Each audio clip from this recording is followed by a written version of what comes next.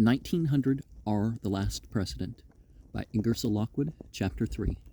The pens of many writers would not suffice to describe with anything like historical fullness and precision the wild scenes of excitement which, on the morning after Election Day, burst forth on the floors of the various exchanges throughout the Union. The larger and more important the money center, the deeper, blacker, and heavier the despair which sank upon them after the violent ebullitions of protest, defiance, and execration had subsided. With some, it seemed that visions of their swift but sure impoverishment only served to transform the dark and dismal drama of revolution and disintegration into a side-splitting farce, and they greeted the prospective loss of their millions with loud guffaws and indescribable antics of horseplay and unseemly mirth. As the day wore on, the news became worse and worse. It was only too apparent that the House of Representatives of the 55th Congress would be controlled by the combined vote of the Populists and Free Silver men, while the wild joy with which the entire South welcomed the election of Bryan and Sewall left little doubt in the minds of the Northern people that the Southern senators would, to a man, range themselves on the administration side of the great conflict into which the Republic was soon to be precipitated. Add to these 20 senators of the free silver states of the North, and the new president would have the Congress of the Republic at his back. Let us remember, America is a republic, not a democracy. There would be nothing to stand between him and the realization of those schemes which an exuberant fancy, untamed by the hand of experience, and scornful of the leading strings of wisdom, can conjure up. Did we say nothing? Nay, not so, for the Supreme Court was still there. And yet, Justice Field had come fully up to the 80th milestone in the journey of life, and Justice Gray was nearly 70, while one or two other members of this high court of judicature held to their lives with feeble grasp. Even in due and orderly course of events, why might there not come vacancies and then, in spite of the nameless dread that rested upon so many of our people and chilled the very blood of the country's industries, the new year, 97, came hopefully, serenely, and almost defiantly in. There was an indescribable something in the air, a spirit of political devil-may-care, a feeling that the old order had passed away and that the Republic had entered into the womb of time and been born again. This sentiment began to give outward and visible signs of its existence and growth in the remote agricultural districts of the South and far West.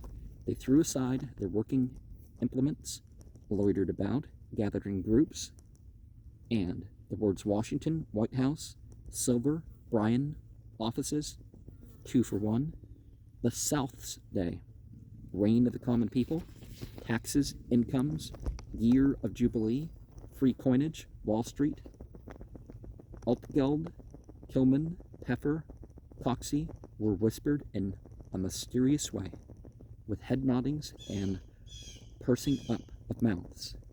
As January wore away and February, slipping by, brought Bryan's inauguration nearer and nearer.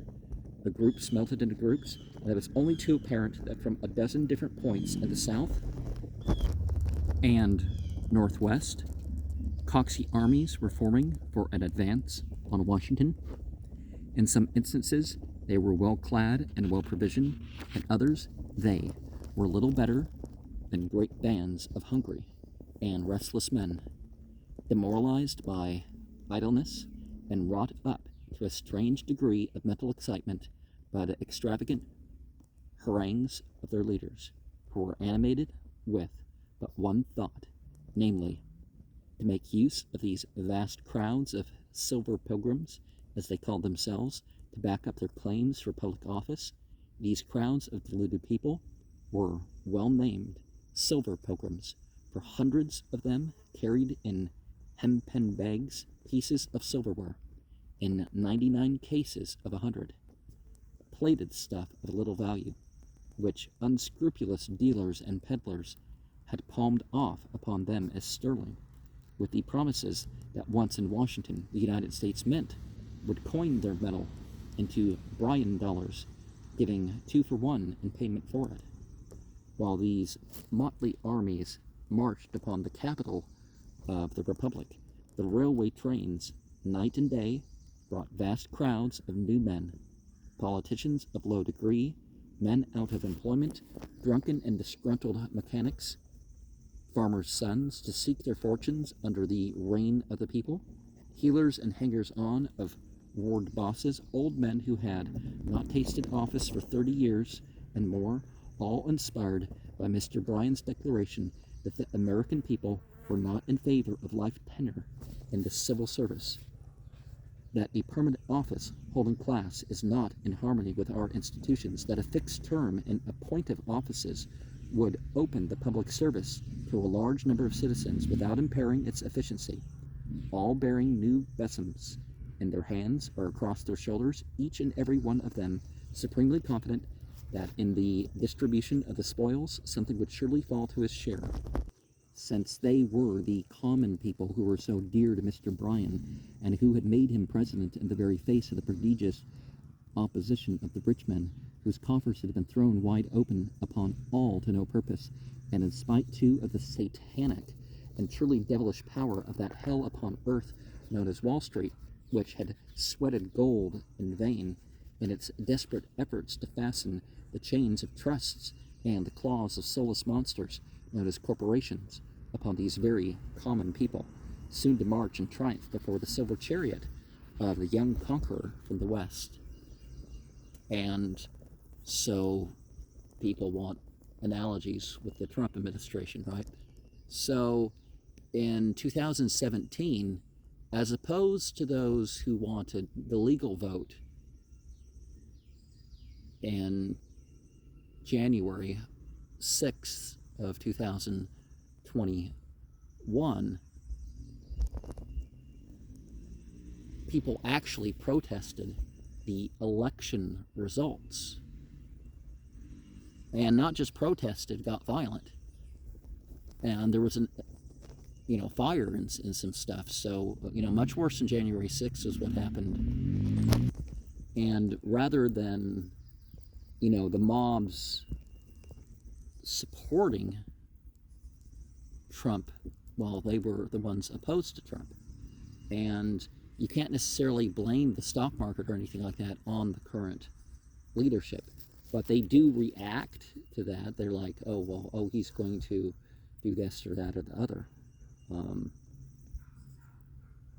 And some people, it's like, my personal job. It's like, well, you look at what's actually being done in regards to that particular candidate or whatever, rather than, it's going on, so it must be everything their fault.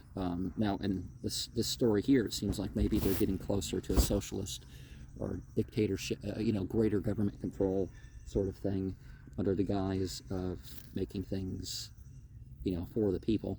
And so people get suspicious of that because they're like, well, if they say they're for the people, then they're probably lying to you. It's like, well, wait to see if they are, right?